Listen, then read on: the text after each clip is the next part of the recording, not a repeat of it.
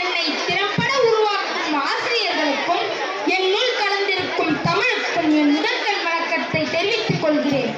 தகவல்களால் நிறைந்தது உலகு. பிறர் வாழ்வில் எட்டி பிரித்த சாதனைகளை அறிந்து கொள்கிற போது நமது வாழ்வும் உச்சத்திற்கு சென்று விடுகிறது.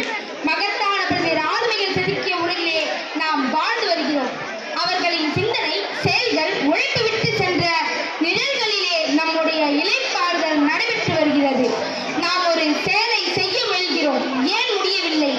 நானும் கார் வாங்க வேண்டும், நானும் வீடு வாங்க வேண்டும், நானும் CA MBA படிக்க வேண்டும் என்றெல்லாம் நினைப்பவர்கள் உண்டு. எல்லாம் நினைப்புதான், உழைப்புகள் இல்லை. இனி ஒழுங்காக படிப்பேன், இனி ஒழுங்காக பள்ளிக்கு இனி பெற்றோரையும் ஆசிரியரையும் மதிப்பேன், இப்படி இனி இனி இனி என்றாலே ஒத்திவைப்புதான்.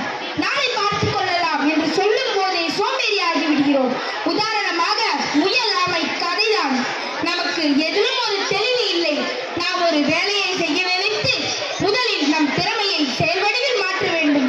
அடுத்து ஊராருக்கு நம் திறமையின் மகத்துவத்தை புரிய வைக்க வேண்டும். அதற்கு நிலையான மனம் வேண்டும்.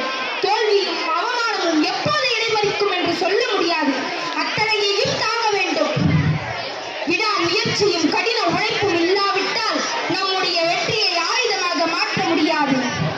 காலமும் நேரமும் போனால் திரும்பி வராது. இன்று மட்டுமே நிஜம், இந்த நாள் நாளை கிடைக்காது.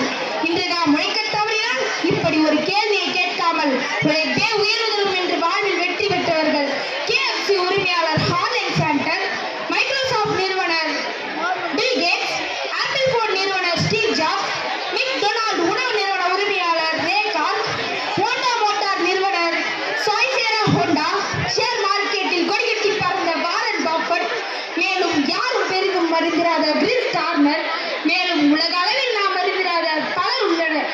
அதுபோன்றே நம் இந்தியாவில் ரிலையன்ஸ் நிறுவனர் திரு அம்பானி, ஜோஹா நிறுவனர் ஸ்ரீதர் வேம்பு, டாடா நிறுவனத்தின் ரத்தன் டாடா, சினிமா நடிகர் அமிதாப் பச்சன், சூப்பர் ஸ்டார் ரஜினிகாந்த், மேலும் நம்ம தல டோனி, இப்படியாய் உழைப்பை கொண்டே வெற்றியை தனதாக்கியவர்கள் பலர் உண்டு.